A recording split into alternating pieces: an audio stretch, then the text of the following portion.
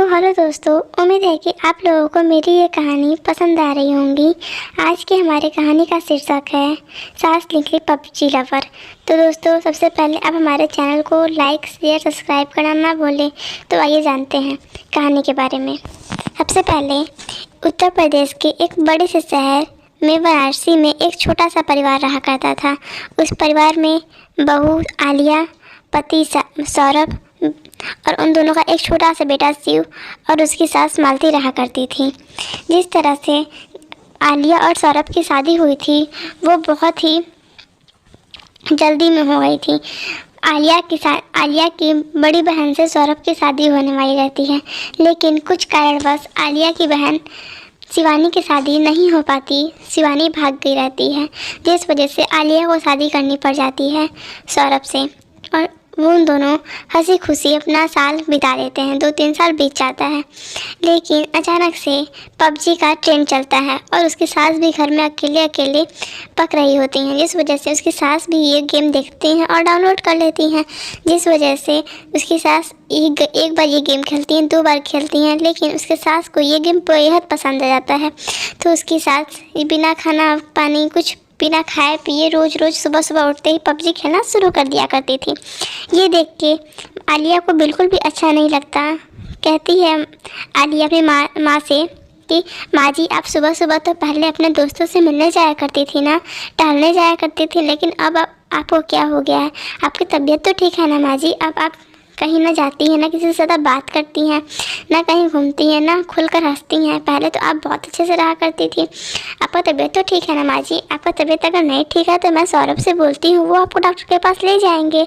तो उसकी भी सास कहती है, नहीं बहू, मेरा तबीयत एकदम ठीक है, बस मैं थोड़ा सा ऑनलाइन गेम एक टेंटिंग में चला था पबजी, जो कि मैं बहुत खेल रही हूँ।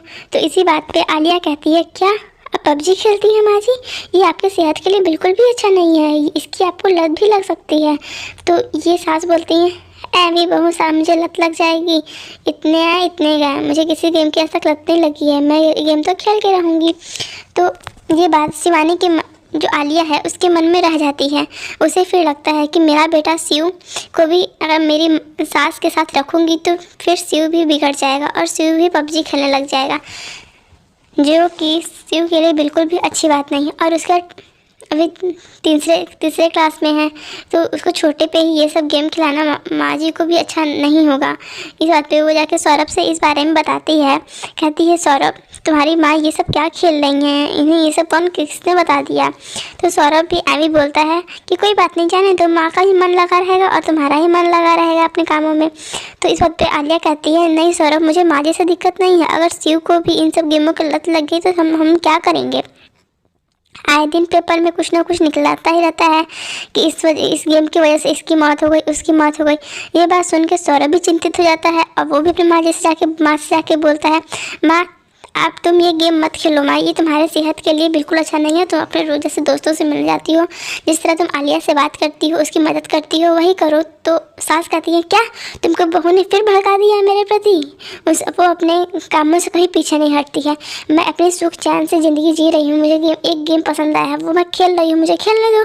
तो ये बात से सौरभ को तो ये बात पता चल ही जाता है कि माँ को अब लत लग चुका है। अब हम कुछ भी बोलेंगे तो माँ को उस बात का बुरा ही लगेगा। तो सौरभ और आलिया ये बात तय करते हैं कि ठीक है, अब हम लोग शिव को ही माँ से थोड़े दिनों के लिए दूर रखते हैं।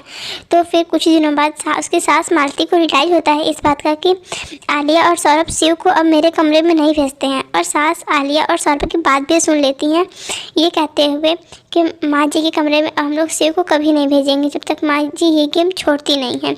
जिस वजह से शिव को भी बहुत बुरा लगता है और जाके शिव अपनी दादी से कहता है, दादी ये गेम मत खेलो, शायद ये गेम मेरे लिए भी ना अच्छा हो और तुम्हारे आँखों के लिए भी नहीं अच्छा है दादी।